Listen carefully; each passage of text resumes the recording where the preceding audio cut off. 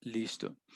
Entonces, la clase pasada alcanzamos a revisar todo lo relacionado que tenía que con la predicción, todo lo que tenía que ver con la predicción, con la inferencia, perdón, con la inferencia. La clase pasada hicimos inferencia sobre el modelo global, hicimos inferencia sobre cada uno de los coeficientes, hicimos inferencia sobre la variabilidad residual.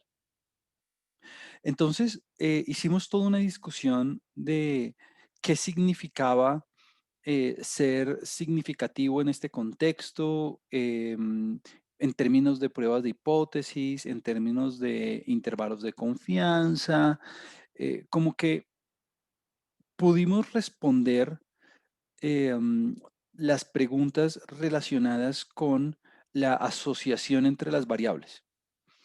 Bueno, entonces hay otra partecita antes de validar el modelo, que es como un aspecto fundamental de todo esto, porque recuerde, si los supuestos del modelo bajo los que fue construido no se satisfacen, pues cualquier inferencia, cualquier conclusión, cualquier comprobación que usted haya podido obtener no es válida, no es válida.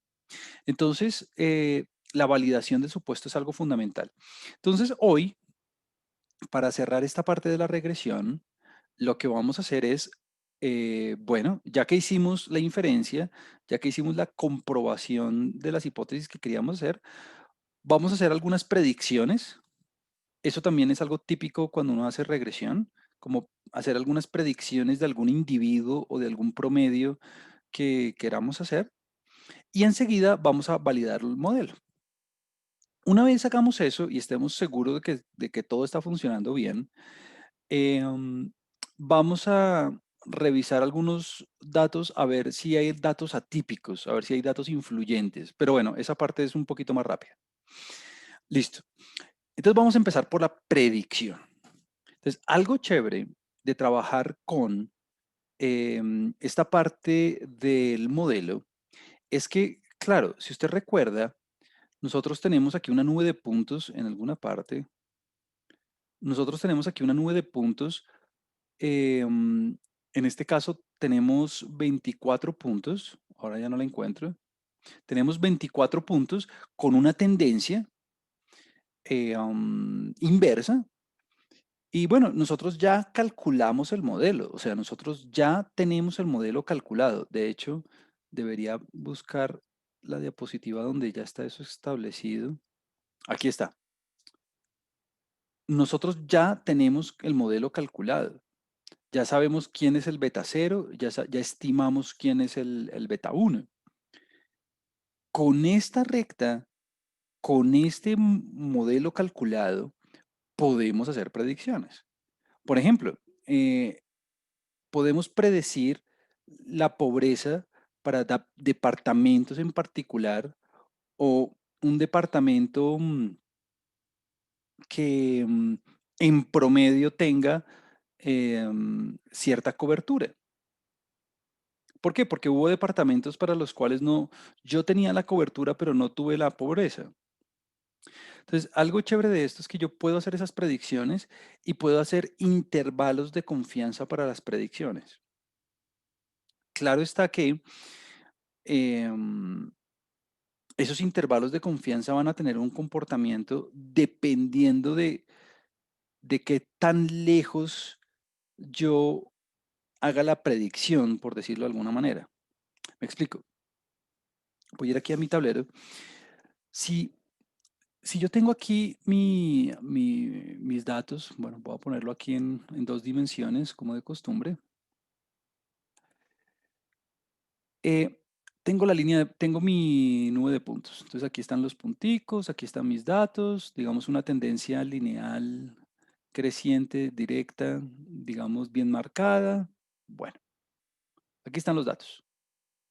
Yo hago mi recta de la regresión, todo perfecto, ya lo sabemos hacer, hice la inferencia, todo muy bien, resultan significativos los coeficientes, aquí están.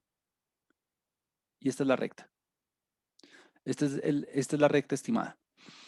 Listo. Entonces, Una cosa, mi punto es que una cosa es hacer inferencia para un valor que esté cerca de la nube de puntos, porque si usted se da cuenta, el rango de la nube de puntos, el recorrido de la nube de puntos en el eje X eh, um, es bien específico. La nube de puntos se mueve en este rango. Entonces, si alguien quiere hacer una predicción, por ejemplo, no sé, cerquita de la nube de puntos, pues bueno, usted hace la predicción le hace que el modelo le dice que el resultado va a ser ese va a ser el resultado.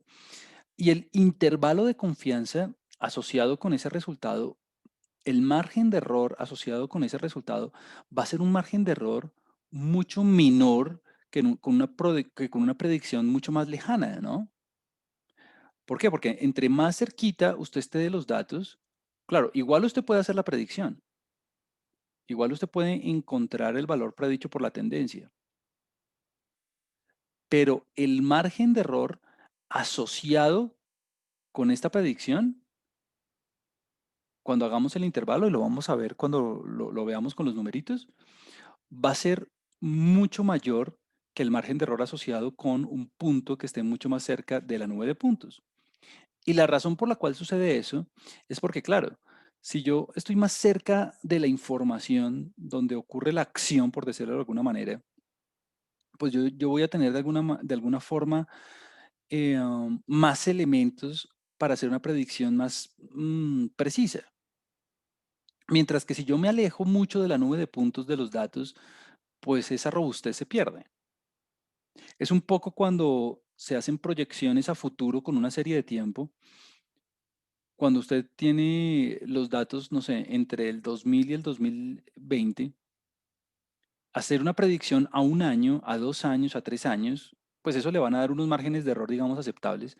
Pero hacer una predicción a 50 años, pues usted la puede hacer y le va a dar un número, pero el margen de error, el intervalo de confianza le va a dar enorme, porque usted está muy alejado de donde están los datos.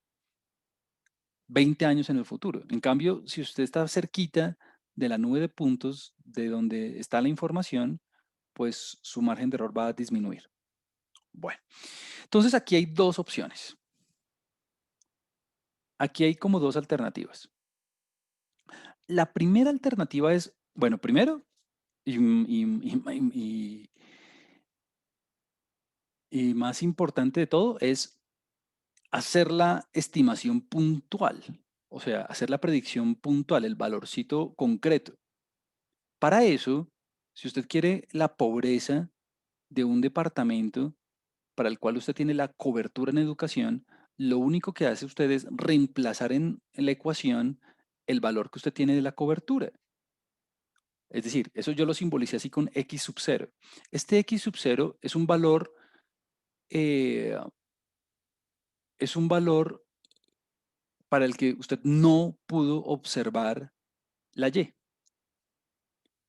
Es un valor para el cual usted no tuvo una observación.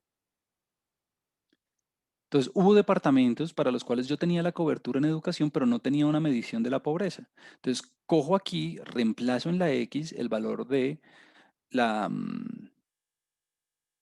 cobertura y eso me va a dar el estimado de Y. Listo. Ahora, aquí quisiera hacer una diferencia en términos de eh, el sentido de la estimación, el sentido de la predicción. Alguien puede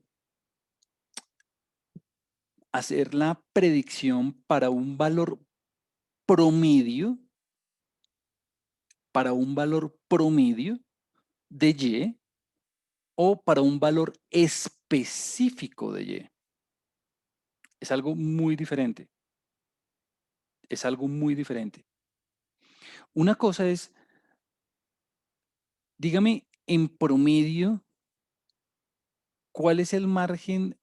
Dígame cuál es el margen de error para una estimación promedio, para una predicción promedio, que para un valor específico. Entonces aquí en el valor específico, imagínenselo como tome,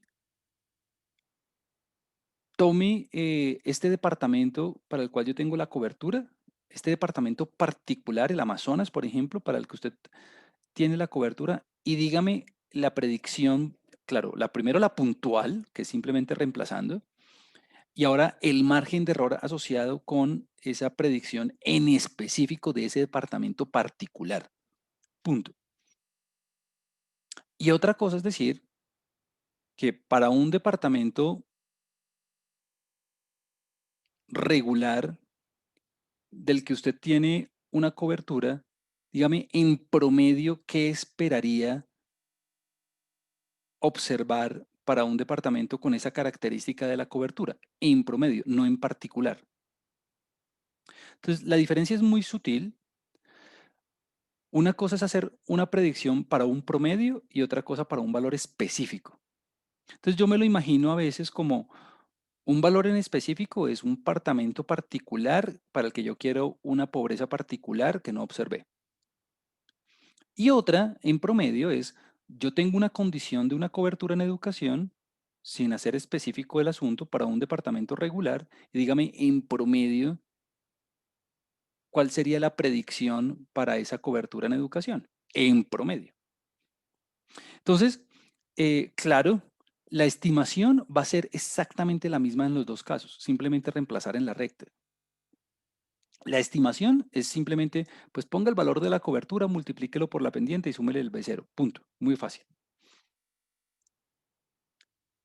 El margen de error, en este caso, usted lo va a constituir basado en una distribución T. Recuerde que si el tamaño de la muestra es grande, esta T usted la puede reemplazar por una Z. En este caso no, porque tenemos apenas 24 departamentos. Y esta T nace de la distribución normal que asumimos al principio cuando construimos el modelo. Si esa distribución normal fallara, todo esto se nos cae. Cualquier predicción que hagamos se nos cae. Entonces, mire, la, el margen de error depende, bueno, del percentil de la T, perfecto, listo. Mire que depende de la desviación estándar residual en ambos casos. O sea que si el error se infla, si la variabilidad del error se infla, pues se nos van a inflar los márgenes de error de las predicciones. Pues eso es muy lógico, ¿no? Si yo tengo mucho error, pues sus predicciones se inflan. Muy bien. Y mire lo siguiente. Por dentro está el error estándar. Obviamente no estoy haciendo la demostración ni que por qué da eso, ni nada más, ni nada de eso. Es bueno que usted note la raíz, porque el error estándar es la raíz cuadrada, la desviación estándar de la varianza del estimador. Y mire que, pues más allá de la fórmula es la misma en ambos casos, solamente que cuando usted tiene un valor específico, tiene un uno adicional. Pero la fórmula es la misma. Si usted ve las letras y la simbología es la misma. Entonces, ¿qué implica ese uno adicional? Que cuando usted está haciendo predicciones específicas, su margen de error va a ser más grande que cuando está haciendo predicciones promedio. Número uno, eso. Número dos, fíjese que cuando el punto, y era algo que ya decíamos, cuando el punto para el cual usted quiere hacer una predicción, cuando el punto para el cual usted quiere hacer una predicción se aleja mucho del promedio de los datos, mire aquí la nube de puntos, aquí está el promedio de los datos, este es el promedio de los datos, este es el X barra. Si su valor que usted quiere predecir se aleja mucho del X barra, se aleja mucho de la nube de puntos original, entonces su margen de error va a ser mucho más grande. Eso es lo que dice esta fórmula. Porque mire que la fórmula está basada en una diferencia entre el promedio de la nube de puntos en la X y el valor para el cual usted quiere hacer la predicción, la estimación. Entonces, si su punto se aleja mucho de la nube de puntos, pues su margen de error va a incrementarse, pues porque esta raíz se va a volver más grande. Ahora, mira otra cosa chévere. A medida que aumenta el tamaño de la muestra, el margen de error disminuye, porque mire que aquí hay una n que está dividiendo, ¿no? Entonces, entre muestras más grandes, entre más información usted tenga, pues claramente va a tener predicciones más precisas. Listo. Entonces, a ver, claramente el software va a hacer esto por nosotros y este cálculo que es coger como el 1/n, pues es una operación aritmética muy sencilla, pero de alguna forma ya está automatizada. Lo importante es que la podamos calcular y la podamos interpretar bien. Entonces, voy a hacer un ejemplo precisamente con el departamento de Amazonas, creo. Y, bueno, y mire que abrí nuevamente la práctica, entonces voy a correrla toda hasta donde estábamos para no sufrir con que no haya ejecutado nada. Entonces, básicamente subrayé todo y ya volví a donde estoy. Listo, ya tengo todos los objetos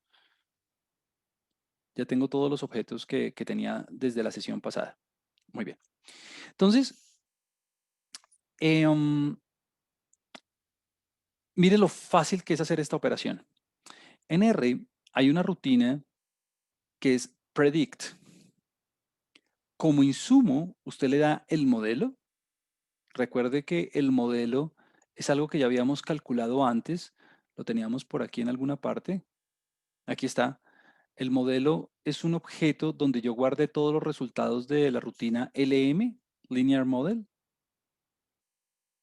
y el modelo contiene toda la información de la regresión, ¿no? Recuerde que tiene los coeficientes, tiene todo. Bueno, entonces mire, usted le da como insumo el modelo, le da los datos para los que aquí el argumento se llama así, new data. Ese new data es un argumento para el que usted le dice, bueno, yo quiero la predicción para una cobertura de 6.53. El formato en el que hay que entregarlo es un data.frame, que si usted quiere pensarlo, es como una matriz donde las columnas pueden ser de cualquier tipo, cualitativas o cuantitativas.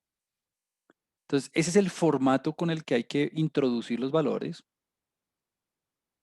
Y mire, lo importante, bueno, usted pone el nivel de confianza, 95%, y usted pone si quiere una predicción para un valor particular o si usted quiere una estimación para un valor promedio. Entonces, para el valor particular, para el departamento de Amazonas, que tengo una cobertura en educación de 6.53, mire, voy a correr la predicción y lo chévere es que ya me hace todos los cálculos de una. Mire, este fit es la estimación puntual, o sea, reemplazar aquí. Yo ya tenía el B0, yo ya tenía el B1, simplemente puse el 6.53 del Amazonas en el X y eso me dio un Y. Entonces, se estima que para este departamento en particular de Amazonas, la pobreza monetaria va a ser de 53.5 52.61. 52.61. Y de una vez, el predict le da a usted la predicción del intervalo de confianza. O sea, le da el límite inferior, lower, y el límite superior, upper. Entonces, se estima que para este departamento en particular vamos a tener una pobreza del 52.61%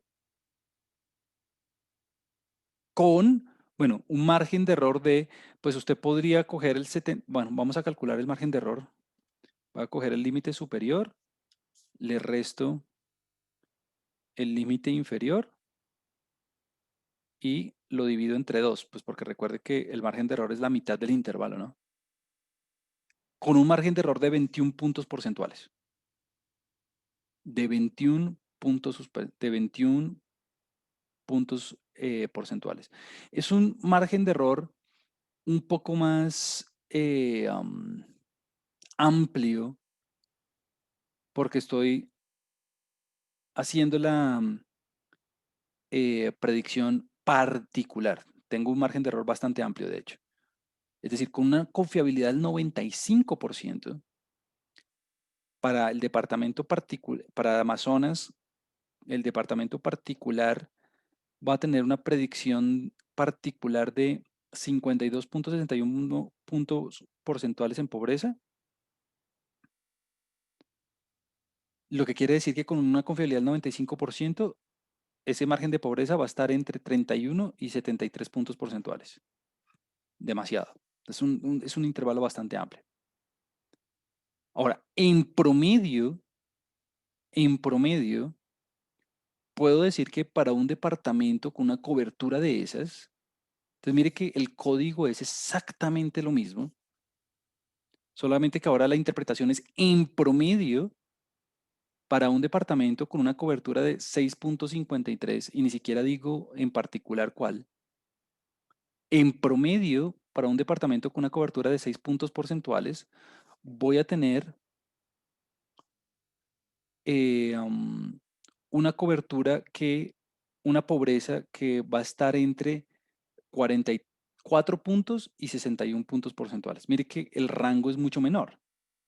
Si se da cuenta que cuando usted particulariza el intervalo, es diferente a decir en promedio cuánto estaría el margen de pobreza. Entonces, aquí depende mucho del objetivo de que si yo quiero algo en particular o algo en promedio, pues hacer el reporte. En promedio los intervalos van a ser siempre más chiquiticos. Bueno, entonces aquí usted ya puede jugar con las predicciones y hacer lo que prefiera para cualquier punto que prefiera. Algo que se hace mucho también es lo siguiente, y es cuando usted tenga, y esto yo lo hago mucho en mis modelos y lo he visto hacer mucho cuando las personas trabajan con regresión y a mí me parece algo interesante de hacer, es que cuando uno tiene su nube de puntos, uno tiene aquí su nube de puntos, entonces voy a hacer la explicación primero antes de hacerlo. Uno aquí tiene su nube de puntos, bla, bla, bla, todo está perfecto. Usted tiene su recta ajustada de una vez, tiene su recta ajustada, tiene su modelo ajustado, listo. Entonces a veces es chévere coger el rango de los datos, a veces es chévere coger el rango de los datos, mire, desde el mínimo de la nube de puntos en la X hasta el máximo de la nube de puntos en la X.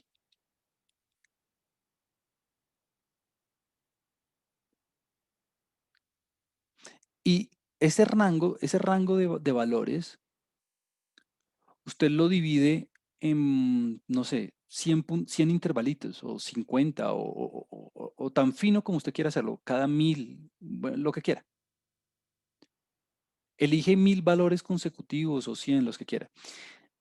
Y a cada uno de estos valores, pues para los cuales ya tengo la predicción, pues porque para cada uno de esos valorcitos ya tengo toda la predicción, ¿no? Mírela aquí. Para cada uno de esos valores ya tengo la recta, ya tengo la predicción puntual. Ah, para cada uno de esos valores ya tengo la predicción puntual. Lo chévere de hacer es, además de la predicción puntual, ponerle el intervalo de confianza. Ponerle el intervalo de confianza del ajuste para ver, para ver qué tantos punticos me quedan por dentro del intervalo de confianza y cuánto se me sale. Eso es como una manera de ver cómo está comportándose el modelo dentro del rango de interés. Entonces, muy seguramente le va a quedar, vamos a verlo de una vez. Entonces, mire, en el código en realidad no hay nada nuevo. Lo único es lo siguiente, y es que estoy generando, este sec es una secuencia. Estoy generando una secuencia, bueno, en este caso desde el 0 hasta el máximo de la cobertura. Cada 100, cada 100 unidades, o sea, no cada 100 unidades, sino voy a generar 100 valores entre 0 y el máximo. Voy a generar una secuencia de 100 valores entre el 0 y el máximo. Entonces veámoslos. De hecho, el máximo, ¿cuánto era el máximo de la cobertura? Ah, lo siento. ¿Cuánto, cuánto era el máximo de la cobertura? Vamos a verlo. El máximo de la cobertura era 101. Entonces, desde 0 hasta 101, vamos a generar 100 valores. Entonces, vamos a verlos. Aquí están todos. Lo voy a guardar en un objeto que se llama XXX o el nombre que usted quiera. Entonces, mire, desde 0 hasta 101 y aquí por dentro tengo 100 valores. O sea, lo que yo le decía de dividir la nube, el rango en el X en la cantidad de valores que usted prefiera. 100. Y para cada uno de estos 100 punticos, pues ya tengo la predicción puntual y además voy a hacer el intervalo de confianza para ver cómo luce. Perfecto. ¿Cómo se hace? Muy fácil. Ya, eso es lo bueno de tener todo ya programado. Y es que predict lo va a hacer por usted. Entonces mire que el código es exactamente el mismo, solamente que yo le hice control C, control V literalmente. Solamente es que en lugar de 0.50 en lugar de 6.53 le estoy poniendo todos los valores de la X para los que quiero hacer el intervalo. Son 100 intervalos de confianza. Entonces lo hice para una predicción particular y para una predicción promedio, para ver el efecto del margen de error. Entonces, mire, este PI tiene todas las predicciones en el caso particular. Entonces, vamos a verlo. Es un objeto que tiene, es más, es un objeto que tiene 100 filas, ¿no? Es un objeto que tiene 100 filas. Y mire, me da el valor ajustado, o sea, el fit, está para todos los valorcitos, y el intervalo de confianza. Y tenemos 100 de esos. Y claro, los fits van disminuyendo porque la recta va bajando, ¿no? Perfecto. Y lo, y lo mismo hacemos para el predict, pero con un intervalo promedio. Entonces, aquí está el CI, debe estar por acá, veámoslo. Aquí los intervalos van a ser intervalos más chiquiticos, porque son predicciones promedio, y hay 100 de esas. Bueno, entonces grafiquémoslas. Entonces, más allá del código, mire que tengo, si yo ejecuto únicamente el plot y el upline, de hecho, esto ya lo teníamos antes. Si yo ejecuto el plot y el upline, mire que me va a dar la recta, junto con la nube de puntos, ¿no? Y la puse entre 0 y 100. Eso está aquí, mire. While lim entre 0 y 100. Esta función lines, lo único que hace es agregar las líneas. Entonces, mire, voy a agregar la línea inferior del intervalo particular. Entonces, solamente lo voy a hacer una por una para que usted vea lo que pasa. Ah, ok. Los intervalos de confianza, obviamente tengo 100. Entonces, estos son los límites del intervalo de confianza inferior, porque es el lower apenas, para la predicción particular. Hagámoslo para el upper. Lo estoy haciendo en color azul. Pues ya usted le puede cambiar ahí la... Ah, bueno, mire toda la cantidad de puntos que le quedan dentro de los márgenes de error. O sea que muy bien, perfecto. Solo hay un puntico que se me sale, solo hay un puntico que se me sale de los intervalos de confianza, lo cual es una muy buena señal, ¿no? Porque quiere decir que mis predicciones, por lo menos en el rango de interés, las está conteniendo el margen de error. Hagámoslo para el caso promedio, que van a ser límites mucho más estrechos. De hecho, los voy a ejecutar los dos al mismo tiempo. Claro, aquí se me salen, aquí mire que estos intervalos son mucho más, aquí hay un fenómeno bien interesante. Bueno, primero, Bueno, y la leyenda. De una vez me voy a poner la leyenda para que me salga ahí arriba en la parte izquierda, derecha, perdón.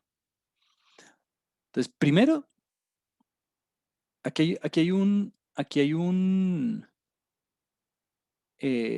comportamiento bien particular. Bueno, primero usted se da cuenta que los intervalos particulares son mucho más amplios que los del promedio.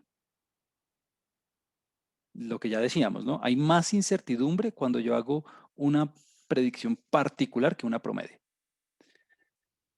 Segundo, cuando usted hace las predicciones promedio, en las particulares también está el mismo efecto, pero no se nota tanto en este caso. Mire que cuando estoy más cerquita de la nube de puntos, los intervalos son más estrechos, o sea, el margen de error es más pequeñito. Y a medida que yo me alejo de la nube de puntos, los intervalos de confianza se agrandan. Entonces, mire el comportamiento, digamos, curvilíneo alrededor de la nube de puntos. Alrededor de la nube de puntos, los intervalos son más estrechitos, hay menos incertidumbre. Y cuando me voy alejando, la incertidumbre aumenta. Era el efecto que yo le decía que a medida que usted se aleja de la nube de puntos, sus intervalos se vuelven más anchos. Para el caso promedio, como los intervalos son un poco más estrechos, claro, algunos puntos se salen del margen de error, lo cual no es lo óptimo. Lo óptimo es que todos mis puntos me caigan dentro del intervalo de confianza, ¿no? Pero, pues bueno, vemos que una gran mayoría ahí está dentro. ¿Por qué? Porque cuando usted hace una predicción, usted va a decir, con una confiabilidad del 95%, yo estimo que la pobreza va a estar entre tanto y tanto. A veces se salen, a veces no. Entonces, obviamente entre más compacta sea la nube de puntos, pues mis predicciones van a ser más precisas, ¿no? Y los intervalos van a contener el valor verdadero, eh, van a contener el valor verdadero con más punticos. Entonces, esto es lo único, lo que uno hace cuando cuantifica la incertidumbre, cuando hace predicciones, ya sea en el rango de interés o fuera del rango de interés. Y mi recomendación es, cuando usted vaya a hacer predicciones en cualquier escenario, trate de no alejarse mucho de la nube de puntos. Trate de no predecir muy lejos porque sus intervalos, su incertidumbre va a ser enorme. Si usted tiene datos entre el 2000 y 2000, entre 2010, entre 2000 y 2020, no sé, dese una gabela de 5 años para predecir, no prediga 50, pues porque sus márgenes de error van a ser gigantes. Bueno, entonces, esto en particular de las predicciones es, es lo que menos se hace con la regresión. Lo que más se hace con la regresión es la comprobación de las hipótesis, ver cuál es el impacto. Ese es el objetivo de la regresión, ese es el objetivo principal. Que si usted por algún motivo quiere hacer una predicción, la puede hacer. Pero lo más importante es el impacto de unas variables sobre otras. Bueno, una vez usted ya hizo su evaluación de impacto, usted una vez ya hizo su predicción, el siguiente punto, bueno, aquí está el gráfico, el siguiente punto es validar el modelo. ¿Por qué?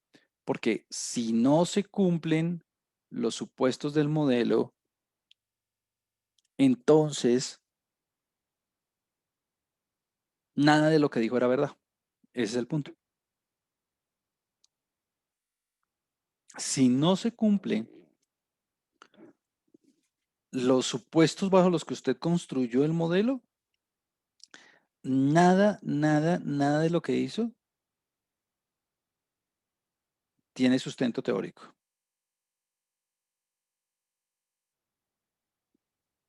Nada. Entonces vamos a validar los 5 supuestos. Entonces, como los supuestos fueron realizados sobre el error y la relación entre las variables, la linealidad, pues vamos a utilizar los residuales para poder evaluar los supuestos. Y los residuales ya los calculamos, ¿no? Entonces, ahora, usualmente, pues uno podría trabajar con los residuales así nomás para quitar el efecto de las unidades de medición y hacer un análisis, digamos, estándar, un análisis justo. Lo que se hace es trabajar, comprobar, lo que se sugiere es validar los supuestos del modelo con los residuales estandarizados. Entonces, el residual, el error, simplemente es coger los desfases, ¿no? Respecto a la línea recta, lo que usted observó menos lo que ajustó. Ese es el residual y eso ya lo habíamos calculado. Ahora, lo que se hace es estandarizarlo. Esta es la fórmula de la estandarización. Usted lo único que tiene que dividir es por la desviación estándar del error por otro término de corrección que no vale, no viene al caso como la demostración del asunto.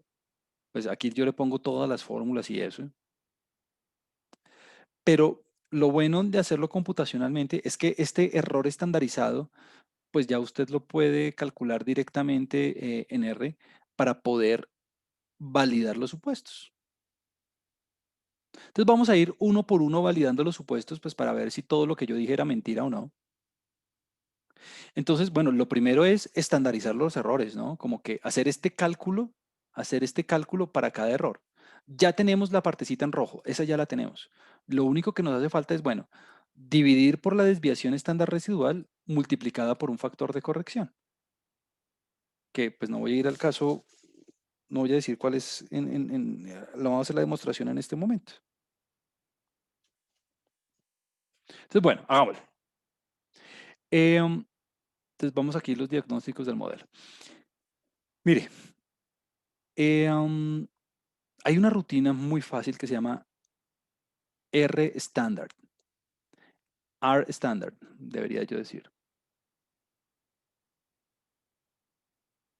Y lo único que usted hace es darle toda la información del modelo y automáticamente le va a generar los residuales estandarizados. Entonces vamos a verlos. Entonces aquí están. Y lo guardé en un objeto que se llama std-res, de Standard Residual. Pues bueno, ahí están. Ahí están todos los residuales, uno por uno, estandarizados. Vamos a ver, vamos a ver si estos errores satisfacen los supuestos bajo los que fueron construidos. Entonces, aquí el primero que tengo es el de normalidad. Mire que aquí me sale como un objeto todo raro y es porque no lo abrí con la codificación que era. Voy a ponerle reopen with, aquí dice, reopen with encoding, para que me tome las tildes y eso. Y la codificación es esta, UTF-8. UTF-8 es la que incluye las tildes y las ñes y todo eso. Listo. Entonces, mire que yo asumí al principio que los errores tenían distribución normal. Ya habíamos visto esta librería CAR la clase pasada. Esta librería CAR me permite a mí hacer este gráfico QQ-plot que compara los cuantiles empíricos con los cuantiles teóricos de una normal. Pues para saber si me estoy alejando de la normal o no. Y además voy a hacer un histograma, simplemente para darme una idea gráfica de lo que está pasando con los errores. Entonces vamos a verlo. Entonces mire, aquí están todos los errores. Puede haber un puntico.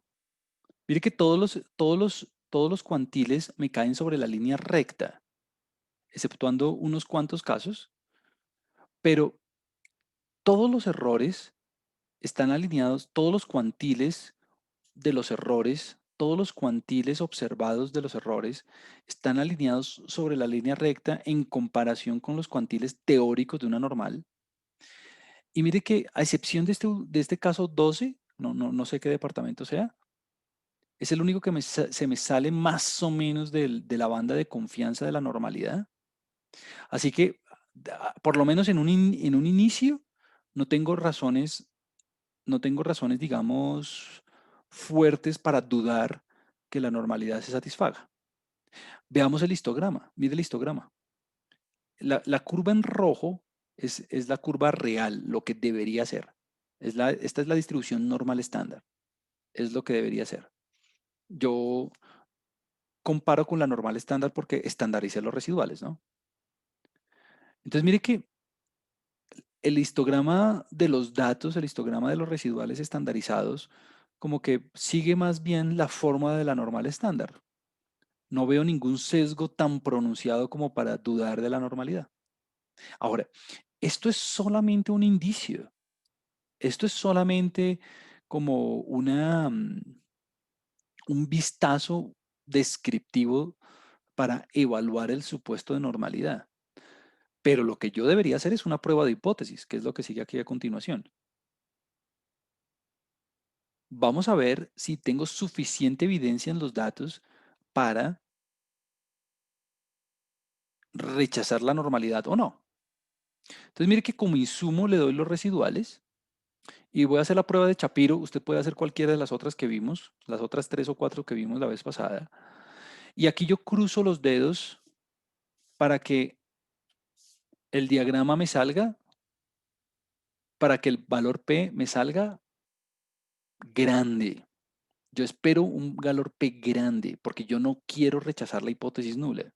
Recuerde que en la hipótesis nula, usted tiene que, la hipótesis nula sería, la hipótesis nula sería que los residuales, o sea, el E tiene distribución normal, tiene distribución normal,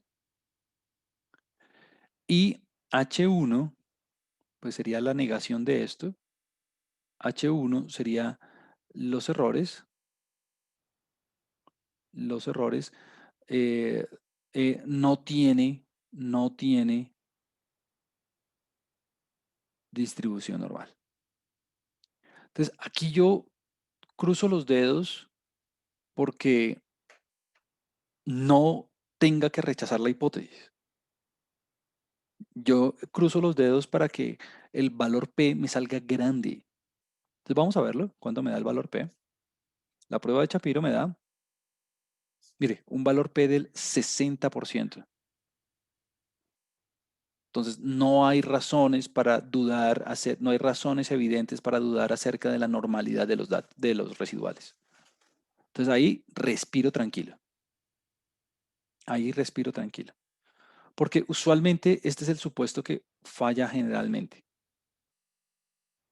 ¿Qué pasa si hubiera fallado? Implicación número uno. Toda la inferencia y todas las predicciones que hice no tienen sustento. Implicación número dos.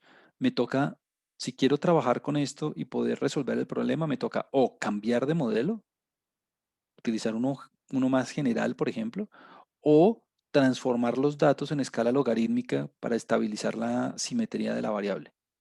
Esa es una manera de lograrlo. Y no trabajar en la escala real, sino en escala logarítmica. Bueno, listo. Entonces ya evaluamos la normalidad. Perfecto. Ah, bueno, aquí están los resultados. Súper. Entonces todo nos salió bien. Entonces, normalidad, check. Siguiente. Vamos a evaluar, vamos a evaluar dos cosas. Vamos a evaluar si la variabilidad es constante a lo largo de las observaciones y vamos a evaluar la linealidad de la relación. Entonces, acerca de la linealidad de la relación, pues yo la verdad, en este caso particular, no tengo mayores quejas porque si yo veo el gráfico de la nube de puntos, pues claramente ese gráfico se ve como una línea recta, o sea, como que mi supuesto de linealidad, de hecho, ¿dónde está el gráfico? Mi supuesto de linealidad yo lo veo tranquilo. O sea, yo no, claro, hay unos cuantos punticos hay 3 punticos que de pronto se me salen de la tendencia general. Aquí están estos 3 en particular, pero con el resto yo no tengo ningún lío. como que todos están alrededor de la línea recta. O sea que la linealidad para mí no es un problema que deba prestarle mucha atención. El de la varianza constante es el que vamos a ver. Entonces, una manera de evaluar los dos supuestos al mismo tiempo es, para este no hay una prueba de hipótesis ni nada de eso, es una forma gráfica de verlo. Usted grafica el residual en el eje Y frente al valor ajustado en el eje X. Y entonces, si todo marcha bien, si todo marcha bien, lo- los punticos se deberían ver como alineados, los punticos se deberían ver como alineados en una franja, digamos entre -3 y 3 o entre 2 y -2. Entonces, en este caso, claro, yo tengo, digamos, estos tres punticos que se me salen que se me salen como de la tendencia constante, pues porque si usted se da cuenta, mire que la variabilidad alrededor de la recta roja pareciera ser como la misma, ¿no? Claro, tengo estos tres punticos que se salen como de esa tendencia general, pero en la mayoría de los casos, como que la variabilidad se sostiene alrededor de la línea roja de una manera constante. ¿Qué sería muy malo de ver? Por ejemplo, eh, este comportamiento, el cuadro de arriba es el valor de la recta y el cuadro de abajo es el gráfico de los residuales frente al valor ajustado. Entonces, claramente aquí la linealidad en términos de la línea recta no se está cumpliendo, ¿no? Aquí lo más evidente sería hacer trabajar con una parábola, por ejemplo, con un x al cuadrado o algo así. Porque mire que la tendencia no es estrictamente lineal, sino que está como creciendo y decreciendo. Y mire que ese patrón se ve reflejado también en el gráfico de residuales frente a valor ajustado. Mire que se ve aquí como la curva. Eso es lo que usted no quiere ver. Usted quiere ver es como la franja. Por ejemplo, aquí la linealidad como que se mantiene bien. Aquí como que la linealidad, la línea recta, la tendencia lineal se ve bien, como que no hay ningún problema. Recuerde que este gráfico de arriba es el gráfico de la recta y el de abajo es el de residual frente al valor ajustado, pero aquí la varianza constante no se cumple. Hay como un efecto de cono clarísimo donde la variabilidad de los puntos al principio es mucho menor que la variabilidad de los puntos al final. Entonces, esta forma de cono es la que usted no quiere ver. ¿Por qué? Porque esto es un indicio de que al principio de las observaciones, de que para las observaciones con menores valores, la variabilidad es mucho más reducida que para los últimos. Entonces, estos dos son ejemplos de lo que usted no quiere ver en su modelo. Ah, Juan Camilo, ¿qué pasa si sucede esto? Quiere decir que su modelo lineal es una buena idea, su línea recta es una buena idea, pero tiene que trabajar con un modelo un poco más general que admita varianzas heterogéneas. Y ahí las fórmulas son diferentes y las rutinas en R son diferentes y eso, pero existen, pues. Ah, ¿qué pasa si aquí me pasa esto? Aquí como que la varianza se ve más o menos constante. Mire que la franja de puntos se ve más, el grosor de la franja de puntos se ve más o menos constante, pero entonces el supuesto de una recta no es lo mejor. Lo mejor es poner como una parábola, ¿no? Con una x al cuadrado, pues. Como beta cero más beta 1x más beta 2x al cuadrado. Listo. Muy bien.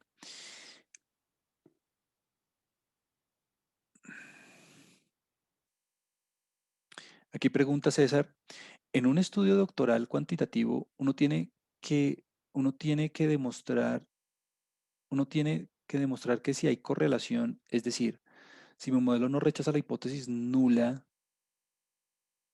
no hay avance en el estado del arte. Ajá, muy bien. Esto, esto es un poco lo que hemos venido charlando acerca, y de hecho les voy a mandar un videito, ¿no? Bueno, ahorita de pronto lo proyecto, Ayer vi, ayer estaba pensando, después de que tuvimos esa discusión sobre los valores P,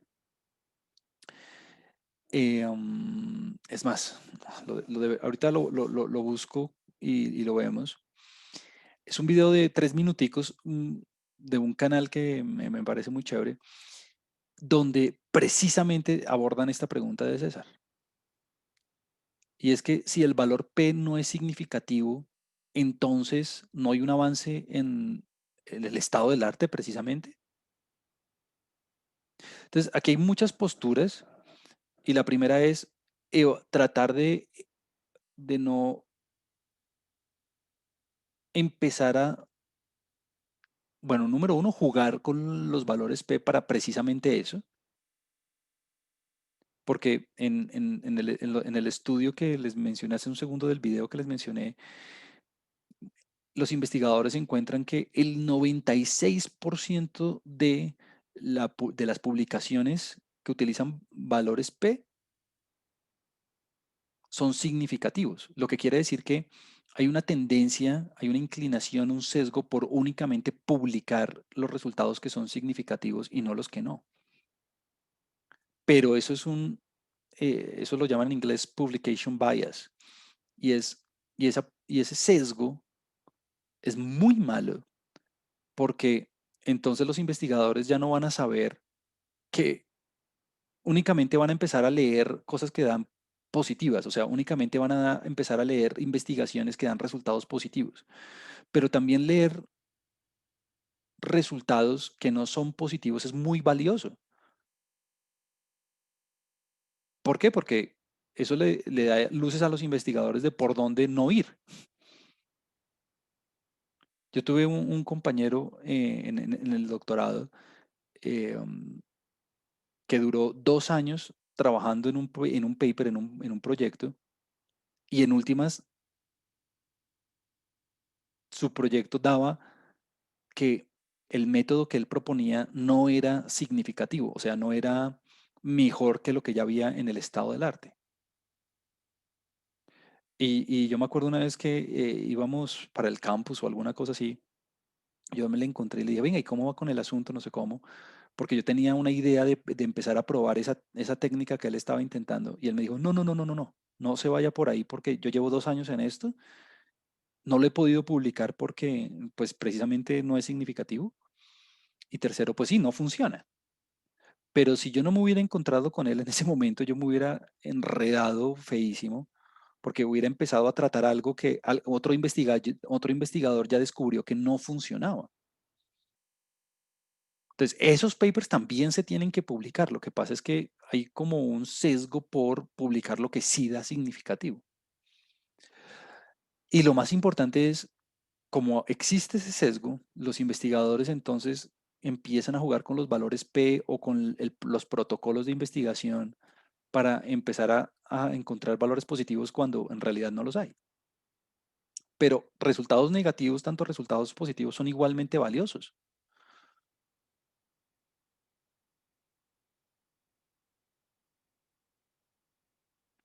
Ese es el punto. Acá César sigue diciendo, el asunto es que, dice César, el asunto es que si uno se puede graduar del doctorado sin rechazar las hipótesis.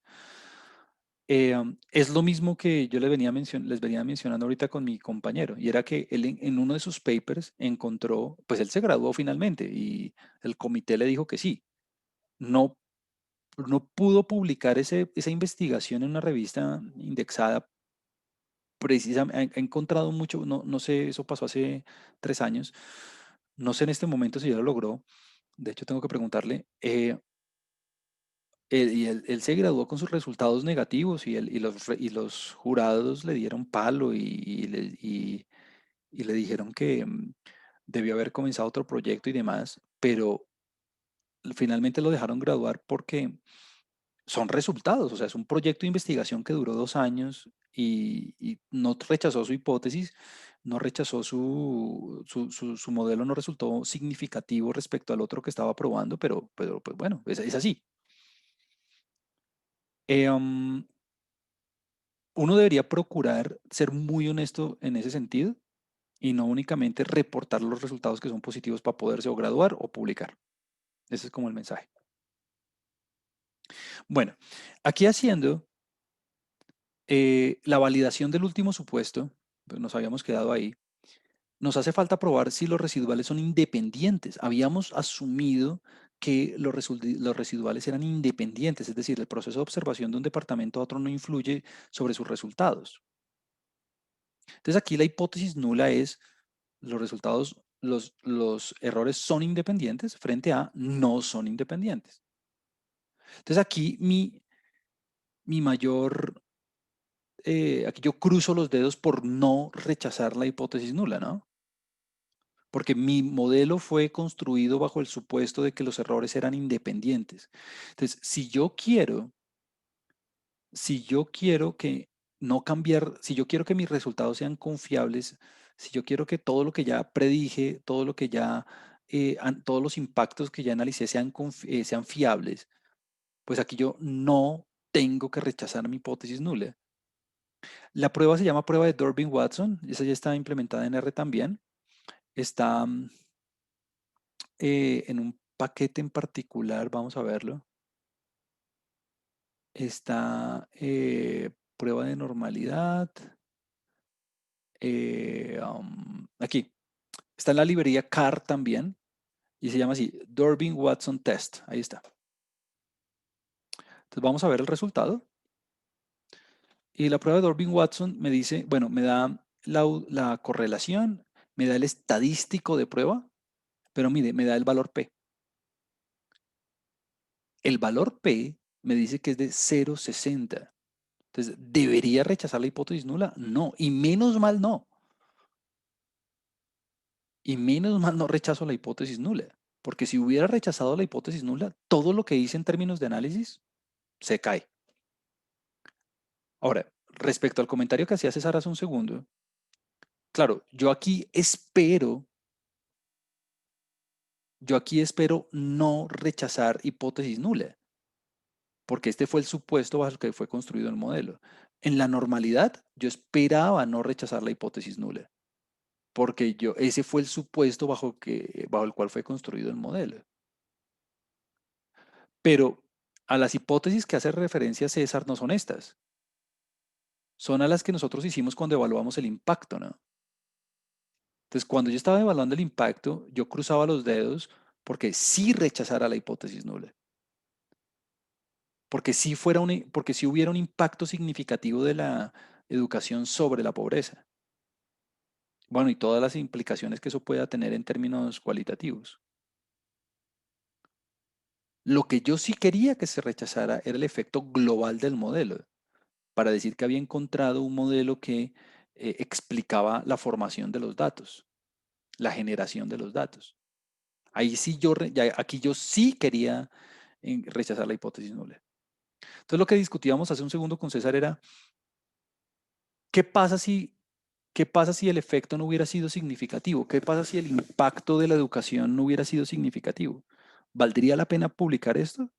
Pues lo que hemos venido diciendo es que debería uno publicar estas cosas para que otros investigadores en su línea de investigación no empezaran a considerar factores que de verdad no importan a la hora de estudiar la pobreza. Porque si esos resultados negativos no se publicaran, entonces, ¿cómo demonios va a ser la comunidad científica para saber cuáles factores han sido negados y cuáles no? Si solamente empiezo a acumular los que sí. Ese es el punto. Claro, en la validación del modelo, digamos, esto de la inferencia es lo que valida mis hipótesis, mis preguntas de investigación. Y esto de la validación del modelo es lo que valida la construcción de mis conclusiones. Entonces aquí yo espero no rechazar la hipótesis nula, pues porque si no todo se me cae. Bueno, entonces el modelo quedó validado, todo quedó perfecto, todo quedó bien. Um, Todo quedó sustentado teóricamente, pude responder mis preguntas respecto a las relaciones, hacer las predicciones, pude encontrar una relación significativa entre las dos variables que yo me propuse, pude cuantificar el efecto, el impacto de una variable sobre la otra, pude hacer estimaciones y predicciones. Listo. Y ahí como que acabaría el asunto. Yo de aquí arrancaría y le corresponde al experto y le corresponde al investigador que ha tenido acceso a la literatura y otras investigaciones empezar a, digamos, relacionar y ver las implicaciones de estos resultados en lo que ya se ha construido, lo que ya se ha encontrado y ver cómo entonces esto apoya, sustenta o niega o refuta lo que ya se había visto en el pasado y bueno, construir su teoría al partir de lo que se encontró. Listo. Ahora, en términos técnicos, hay una partecita y con esto ya voy a terminar la presentación. En términos técnicos, hay eh, un tópico que usualmente se examina, sobre todo cuando uno ve datos que no siguen la tendencia general de, de la información, porque esos puntos raros podrían cambiar potencialmente todas las conclusiones. Entonces, por eso hacer un examen de esos puntos, hacer un examen de esos puntos para ver si en verdad debería tenerlos en cuenta o no en mi investigación es importante. ¿Por qué? Porque es que si yo tengo en cuenta datos muy raros que no deberían estar ahí, que no sigan la tendencia, pues eso podría de alguna forma cambiar la respuesta a las hipótesis que yo me planteé de una manera radical solamente por el hecho de incluirlos. Es un poco lo que discutíamos alguna vez con el hecho de si yo estoy haciendo un estudio de la inflación a nivel latinoamericano, si yo debería tener en cuenta los datos de Venezuela o no, o más que la inflación de la devaluación, por ejemplo. ¿Por qué? Porque si yo incluyera esos países como demasiado extremos, pues la verdad es que las tasas de error se van a disparar muchísimo y esas tasas de error al dispararse pueden cambiar potencialmente lo que la tendencia general de verdadmente está mostrando.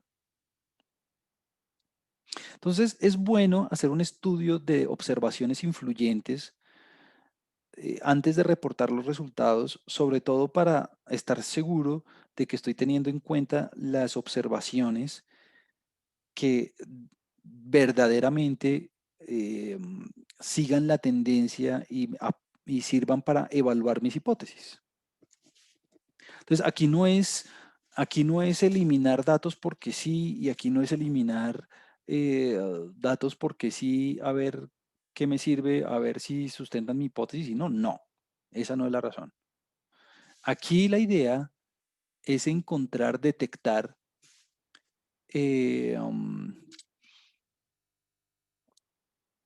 detectar los puntos, las observaciones que puedan tener un efecto importante en las decisiones. Aquí hay otro comentario. Dicen, ¿se podría hacer un diseño bloqueado incluyendo a Venezuela en un estudio y en el otro sin incluirlo? Claro, de hecho eso es una técnica que vamos a ver enseguida. Eh, una manera de, vamos a ver maneras sistemáticas de detectar esos puntos por medio de algunas medidas. Pero si hay un par de individuos en particular que uno de verdad por la revisión de la literatura y lo que uno ha visto en la historia muestran, pues una manera es hacer el estudio con y sin y ver qué es lo que sucede. Claro, y de hecho eso lo vamos a ver enseguida. Eso es una buena idea. Listo. En términos técnicos, esta clasificación de los puntos influyentes, de las observaciones influyentes, la comunidad científica en estadística las ha puesto en tres grandes grupos. Una se llaman outliers o datos atípicos. Outliers o datos atípicos. Y son aquellas observaciones, y son aquellas observaciones que se nota divergen de la tendencia general de los datos. Como que no es que estén cerquita o que estén lejos, no, no en ese sentido. En el sentido que no sigan la tendencia de los datos, no sigan como el común de la nube de puntos. Esas observaciones atípicas son un peligro porque inflan el cuadrado medio del error, que es lo que define, recuerde que el cuadrado medio del error es el estimado de la varianza residual. Y recuerde que todos los márgenes de error, ya sea todos los márgenes de error dependen de la desviación estándar residual. Entonces, si eso se infla, pues todo se va a inflar, lo cual no me sirve, sobre todo en términos de precisión para responder, para probar las pruebas de hipótesis de impacto y de predicción. Hay otros puntos que se llaman, la traducción en español es así, de alto apalancamiento, high leverage, y es que son puntos donde en el eje X, o sea, en las variables explicativas, tienen valores muy disímiles en comparación con el resto. Ya ahorita enseguida vamos a ver algunos ejemplos para que usted vea, pero alguien me puede decir, pero eso no es lo mismo que un outlier, y la respuesta es no.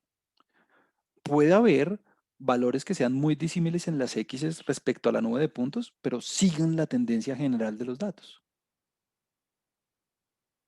Y hay otras observaciones que vamos a llamar como influyentes,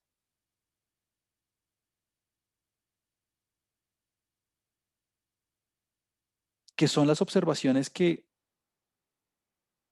más allá de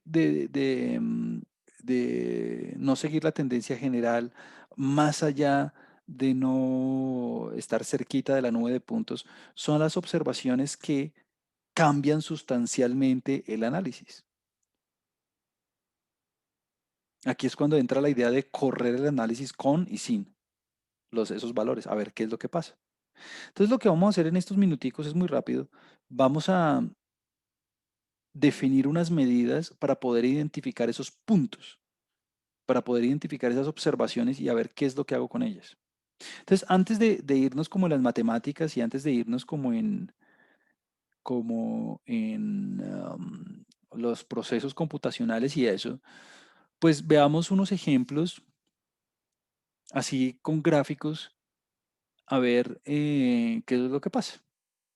Entonces, por ejemplo, mire, en este ejemplo, ¿hay algún, hay algún dato atípico? ¿Hay algún dato de alto apalancamiento? ¿Hay algún dato de influyente?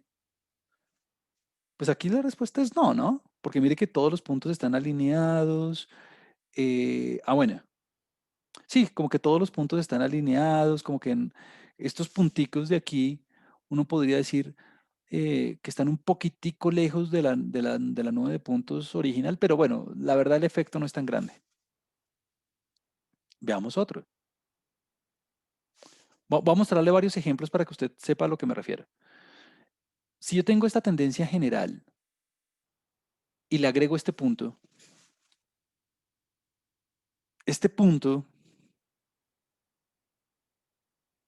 sería como outlier de alto apalancamiento, influyente. Entonces, bueno, de alto apalancamiento no lo es, ¿no? Porque recuerde que de alto apalancamiento es que esté alejado de la nube de puntos en las X. Y mire que está en toda la mitad de las X. O sea que de alto apalancamiento no es. No es de alto apalancamiento porque mire que está en toda la mitad de la nube de puntos. Y la nube de puntos varía desde 0 hasta 9 en el eje X. Listo. Outlier tiene cara. Porque mire que la nube de puntos tiene esta tendencia lineal creciente y este pum se sale como de la tendencia. E influyente, vamos a ver si sí o si no. Influyente, mire, voy a ajustar el modelo con y sin el punto para ver si es influyente o no. Entonces, influyente como que no es, ¿no? Influyente no es porque al ajustar el modelo con y sin el punto, mire que la recta casi no cambia. Entonces, de alto apalancamiento no es, porque está en toda la mitad de la nube de puntos. O sea, está en todo el rango. O sea que alto apalancamiento no es. Influyente tampoco, porque al ajustar el modelo con y sin el punto, no hay ningún cambio importante. Pues sí hay un cambio, pero no es tan importante. Outlier sí tiene cara de ser outlier. Ahora, vamos a desarrollar medidas para saber precisamente, no a ojo, sino saber precisamente si sí, si no, ¿no? Pues porque claro, aquí lo estamos haciendo a ojo que, uy, sí tiene cara o no tiene cara, pero esto es como por dar, ilustrar el ejemplo.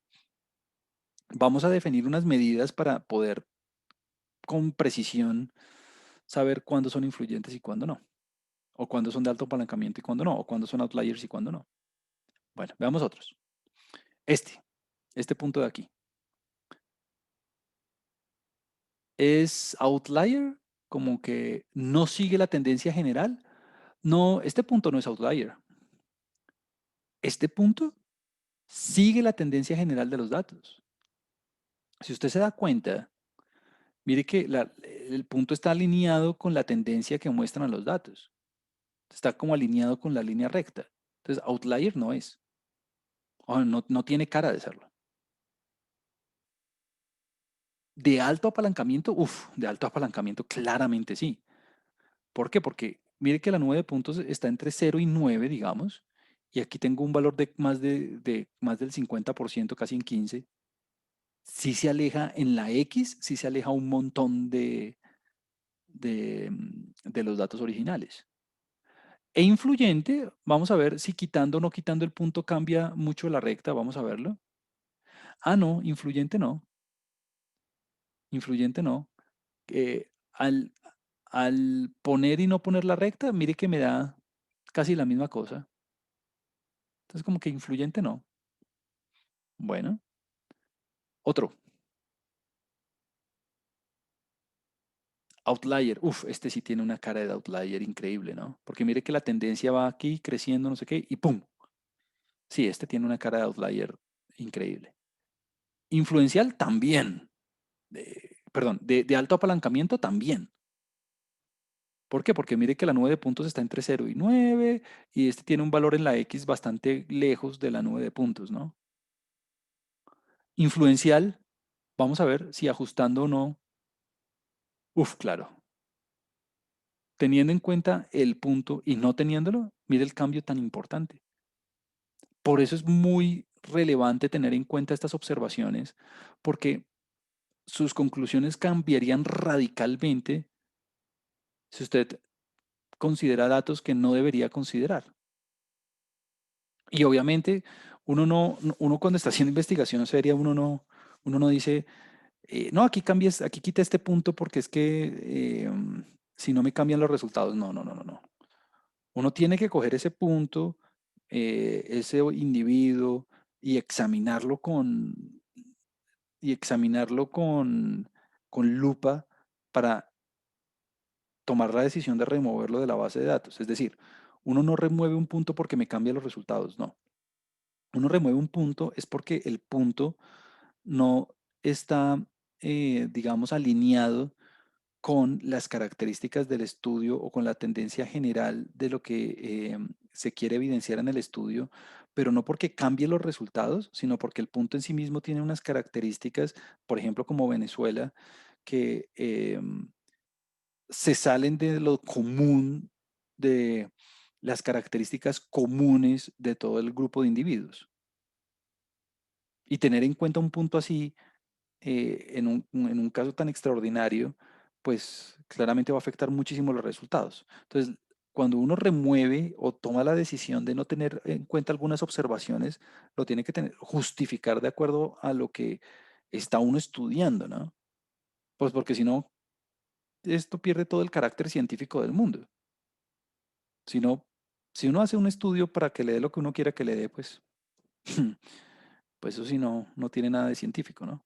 Entonces hay que tomar una decisión y la decisión es eh, qué hacer con puntos que tienen características tan extraordinarias que puedan afectar potencialmente los resultados. Y uno puede ajustar el modelo con y sin y hacer como un recuento y un estudio en ambos casos y mostrar por qué es importante tenerlo o no tenerlo en cuenta.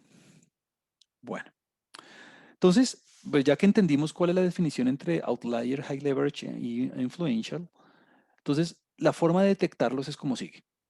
Entonces, aquí yo decidí poner todas las fórmulas y aquí yo decidí poner como todas todas las derivaciones y todo eso para cada caso. Eh, um, pero para no hacer la charla más larga de lo que debería, entonces voy a ir caso por caso diciéndole la forma de hacerlo. Entonces, las de las de alto apalancamiento, o sea, las que tienen un valor bien disímil en la X,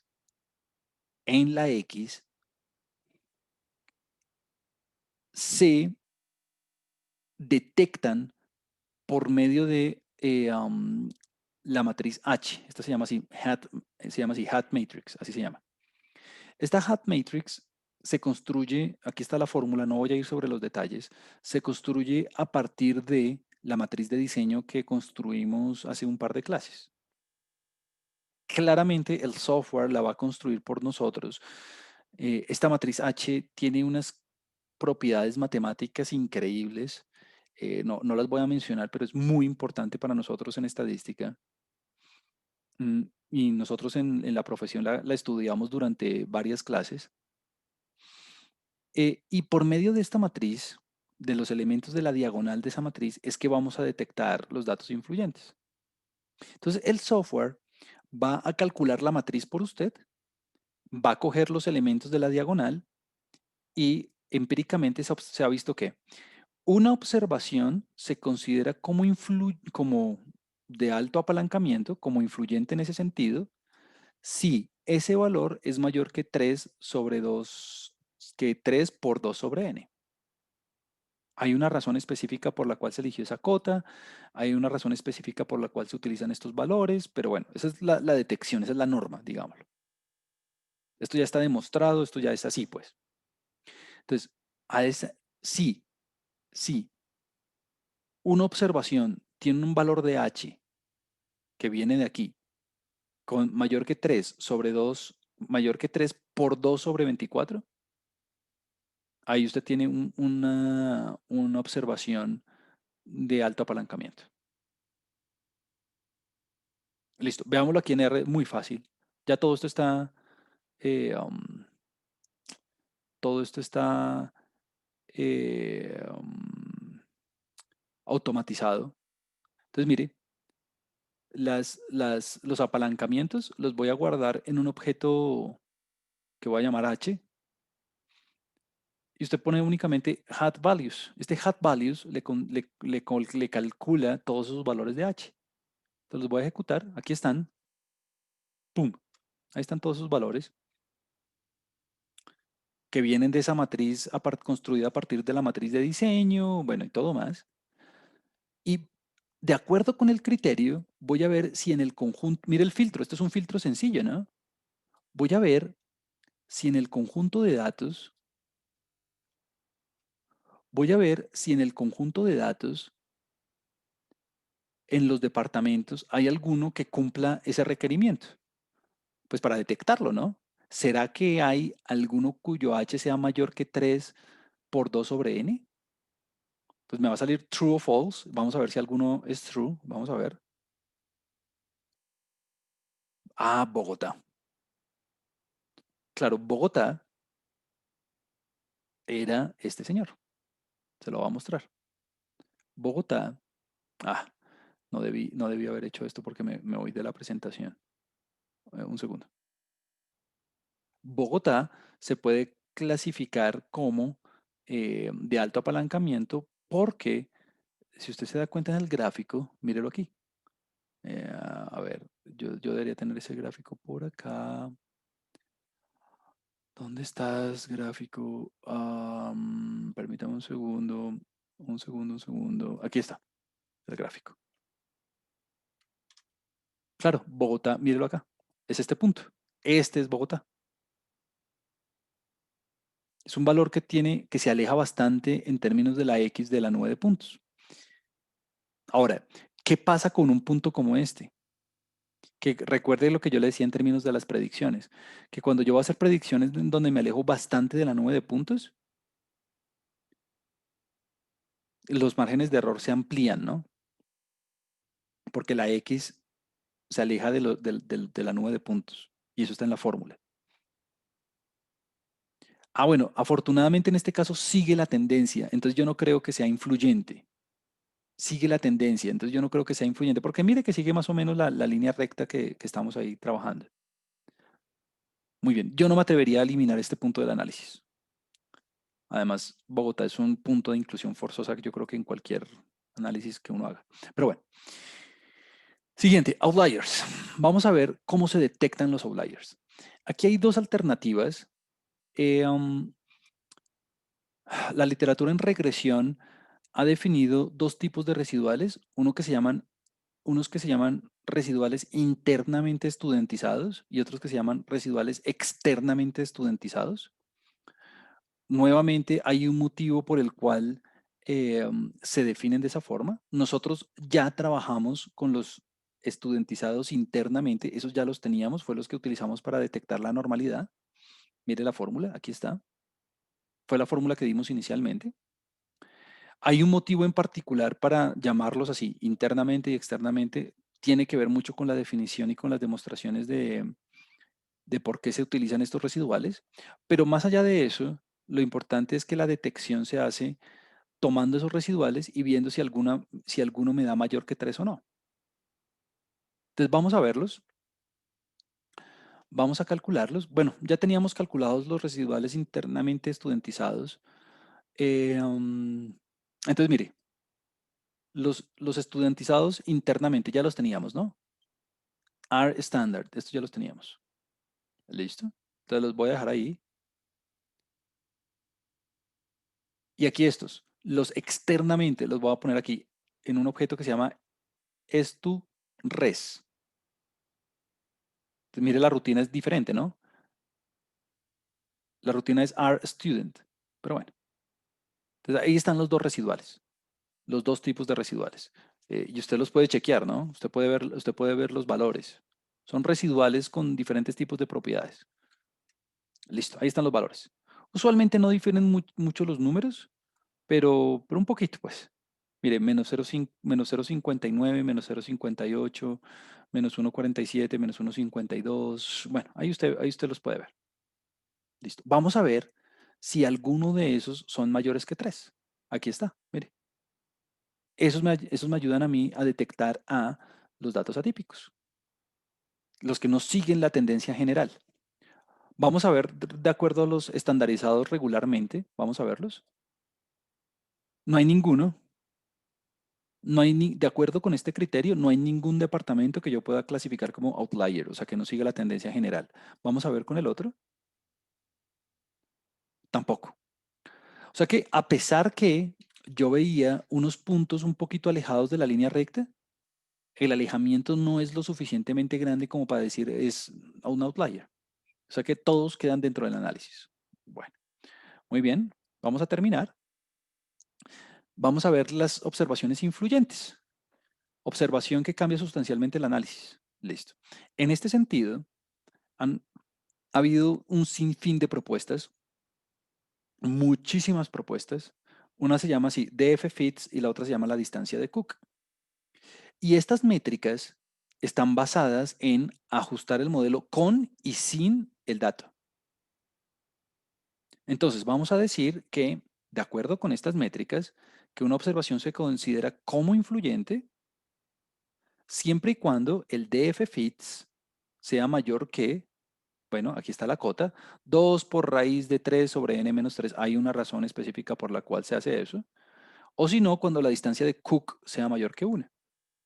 Entonces, vamos a ver si, de acuerdo con alguno de estos criterios, y existen muchos más, pero estos son los más populares, ¿hay alguna observación que yo pueda detectar como influyente, como que me cambie el análisis de verdad si la tengo en cuenta o no? Entonces, vamos a verlos. Vamos aquí a R. Ya está todo eso programado. Los df-fits los vamos a guardar en un objeto que se llama así, df-fits. Y la rutina está aquí. Mire, es tan importante que ya está programada. Hay otra que se llama cook's distance. Ahí está la distancia de cook. Perfecto. Entonces vamos a calcularlas para cada punto. Entonces mire que para cada punto usted tiene un df-fits. Eso es una métrica. Piensen esto como una métrica, unos valores. Y esos valores le permiten a usted saber cuándo detectar una observación. Aquí están los valorcitos de la df-fits. Vamos a ver las distancias de cook. Aquí están. Listo. Vamos a ver si estas métricas me dan para declarar alguna observación como potencialmente influyente. Entonces, mire, aquí está el df-fits. 2 por raíz cuadrada de 3 sobre n menos 3. 2 por raíz cuadrada de 3 sobre n menos 3. Listo. O cuando son mayores que 1. Vamos a ver si de acuerdo al criterio de f-fits puedo declarar una observación como influyente o no. Ajá, me sale Bogotá. Ve, interesante. De acuerdo al criterio de f-fits. Ok. Vamos a ver la distancia de Cook si declara alguna observación como potencialmente influyente. Ninguna. Eso puede pasar muchas veces, que un criterio apunte a una observación y otro no apunte a ninguna o apunte a otras. Entonces aquí, esto no es como una regla de, si me dio influyente, entonces la saco. No. Aquí el investigador decide, examina al individuo y decide si debería tenerlo o no en cuenta en el análisis. Yo en particular, dado que la observación sigue la tendencia de la línea recta, no fue declarada como outlier y uno de los métodos dice que no es no se puede considerar como, o sea, no tiene problema la distancia de Cook, entonces yo no la sacaría del análisis. Ahora, sería interesante correr todo nuevamente con y sin Bogotá a ver si el impacto se mantiene como ya lo habíamos declarado. Yo en particular creo que no va a pasar nada. Valdría la pena hacerlo, como coger la base de datos, borrar Bogotá, luego correr todo el análisis y ver si los impactos que habíamos encontrado se mantienen. Y si el orden de los impactos, si el orden de la magnitud se mantiene. Y bueno, eso es todo. Ahora, hay muchas cosas, la regresión es uno de los tópicos más importantes en estadística. Y hay un montón de modelos, hay un montón de técnicas que pues, obviamente en apenas unas cuantas horas no pudimos cubrir. Pero si usted entiende esto, ya el resto las va a poder hacer. Entonces, por ejemplo, alguien me puede decir, Juan Camilo, pero aquí teníamos una sola variable explicativa. ¿Qué pasa si yo en lugar de una variable explicativa tengo 100? ¿Cómo hago para elegir cuáles sí y cuáles no? Entonces, aquí hay criterios para hacerlo y todos están programados ya. Selección de variables, aquí se llaman así, forward regression, backward regression, stepwise regression. Entonces usted se entera y todo esto ya está programado. Y eso le ayuda a usted a elegir las variables, digamos, con mayor impacto. Usted puede comparar modelos a través de unos criterios. La comparación de modelos se hace cuando usted, por ejemplo, tiene un modelo, por ejemplo, usted tiene este modelo así lineal y alguien puede decir, no, yo quiero meter uno cuadrático. ¿Cuál de los dos sería mejor? Tiene una sola variable, digamos, la cobertura en educación. Y usted decide meterla lineal, alguien decide meterla lineal y alguien decide meterla cuadrática, por ejemplo.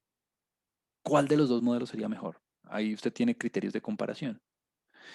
En los modelos usted puede meter todo tipo de variables. Puede meter variables categóricas por medio de variables dummy, puede meter variables polinómicas, como ya le he indicado, pero el tratamiento, la interpretación de los coeficientes cambia, sobre todo con las variables dummy, pero el tratamiento del modelo es igualitico. Entonces, cuando usted vea una variable dummy, Por ejemplo, una variable dummy es una variable categórica como, no sé, sexo, por ejemplo, hombre, mujer. Esa no es una variable numérica. Entonces, una variable dummy es una indicadora que le dice a usted uno si es hombre y cero si es mujer. O bueno, o al revés, no importa.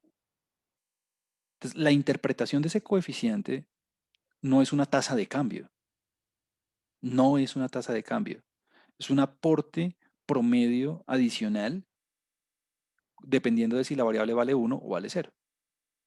Pero bueno, cuando se encuentre con variables categóricas, son variables dummy, simplemente puede leer lo que esté relacionado con eso. Y el comportamiento del modelo va a ser lo mismo. Los p-valores se analizan igual, los intervalos de confianza se analizan igual. Cuando usted trabaja con variables dummy, la interpretación de las variables cambia, de los coeficientes cambia, pero pues el resto de los protocolos son los mismos. Ahora, aquí yo me tomé la libertad de hacer una lista de lo que yo conozco, de lo que yo he visto en mis años como estadístico, de los tipos de regresión que uno puede tener cuando tenga problemas con la regresión lineal múltiple o la regresión lineal simple. Y es, lo primero que yo trataría es hacer transformaciones sobre la variable respuesta para poder seguir utilizando los modelos que ya conozco, que es este, el de regresión lineal simple. O sea, mi última alternativa es salirme del modelo que conozco. Ya cuando tocó, tocó. Si la transformación no me tocó, si la transformación no funcionó, bueno. ¿Qué pasa si la variabilidad no es constante? Si la variabilidad no es constante, entonces aquí usted tiene el modelo lineal general.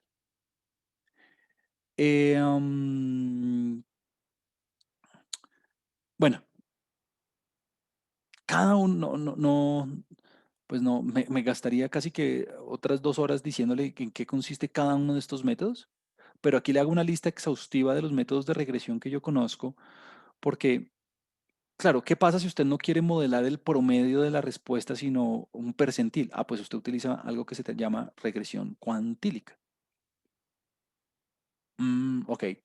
¿Qué pasa si usted tiene demasiadas variables y el stepwise regression no le funcionó, por ejemplo? Pues usted tiene la regresión lazo. En fin, como que todo depende del problema. Todo depende del problema y todos los años hay investigación en estadística en este sentido. O sea, como que todos los años salen varios papers en otros tipos de regresión diferentes. Pero si le soy muy sincero, si usted trabaja bien con la regresión múltiple, pasarse a otro tipo de modelos que ya están implementados computacionalmente, por lo menos en R y en Python, pues ya pasarse es lo mismo. Solamente que usted tiene que documentarse de las condiciones del modelo, tiene que documentarse de cómo meter los datos, de cómo interpretar los coeficientes, pero pues la idea general usted ya la tiene. Eh, um, y bueno, ya con esto, creo que hay una diapositiva más, pero no, ahí están todas. Y ya con esto entonces termino la parte de regresión. Eh, um,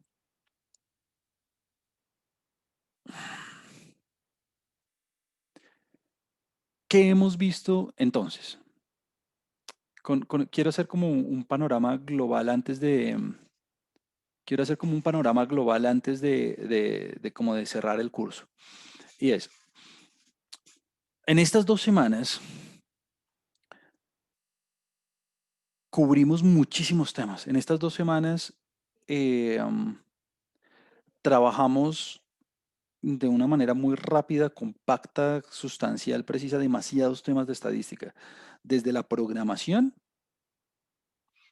porque, pues por lo que vi, no estaban familiarizados con R, por ejemplo, hasta la parte conceptual de. La programación es necesaria o el uso de software especializado es necesario, pues porque cuando usted esté haciendo sus trabajos y sus cosas, pues usted no va a tener simplemente unos cuantos daticos para hacer las cuentas. Y segundo, que así tuviera poquitos datos, pues las rutinas la automatización de los procesos, las macros ya están hechas, entonces uno no se va a poner uno solo a programarlas y eso, ya eso está hecho. Un lado eso. Por otro lado, gastamos un tiempo considerable al principio de la clase en aprender a describir conjuntos de datos, en aprender a manipular conjuntos de datos, en aprender a graficar cosas en los conjuntos de datos, en calcular medidas e índices para describir y caracterizar los datos y los patrones en ellos. Ah, que los promedios, las medianas, las varianzas, las desviaciones estándar, que el gráfico que el histograma, que el caja, que la nube de puntos, que la correlación. Bueno, eso es fundamental en todos los papers que yo he visto que tengan datos, hacen eso, en todos. Nadie, óigame bien, nadie se pone a hacer modelos, nadie se pone a hacer como a comprobar hipótesis y a hacer como cosas así súper sofisticadas sin entender bien lo que pasa con los datos, sin tener una idea general de lo que está pasando con la base de datos, que cuál es la variabilidad, que cuál es la tendencia, hagamos unos gráficos, unas tortas, unas barras para ver. Una vez ya pasa esa instancia, ahí es cuando ya empiezan a aplicar todos estos protocolos de inferencia para comprobar hipótesis. Usted tiene una pregunta de investigación, tiene unas hipótesis, tiene unos impactos que quiere evaluar, tiene unas preguntas que quiere responder en términos de cambios significativos respecto a lo que había con lo que hay, en fin, un sinfín de cosas. Ahí es cuando empezamos a construir muchas herramientas, pero bueno, vamos a comparar promedios, vamos a comparar proporciones, vamos a hacer intervalos de confianza para que la media, la proporción, vamos a comprobar si las variables son independientes, vamos a comprobar si tienen una relación, vamos a ver cuál es el impacto, cómo hacer una predicción. Entonces, toda esa parte diferencial, toda esa parte de los modelos, y todos están construidos bajo supuestos, y este es uno de los importantes, uno de los mensajes más importantes del curso, es que yo estadístico que llevo 20 años en esto, jamás he visto un procedimiento que no tenga supuestos. Todos tienen supuestos, todos. Entonces, cuando uno va a utilizarlos, uno tiene que estar muy consciente, uno tiene que ser muy consciente y documentarse de cuáles son ¿será que esto requiere normalidad? ¿Será que esto requiere un tamaño muestra grande? ¿Será que esto requiere un tamaño muestra pequeño? ¿Será que esto requiere variables cualitativas, cuantitativas? En fin. Y hoy en día hay una parte, y esto es algo que es un pro es un pro y un contra. Y es que hoy en día, pues como tenemos R, tenemos SPSS, tenemos Python y todo eso, pues ahora las personas básicamente casi que con un clic pueden hacerlo todo,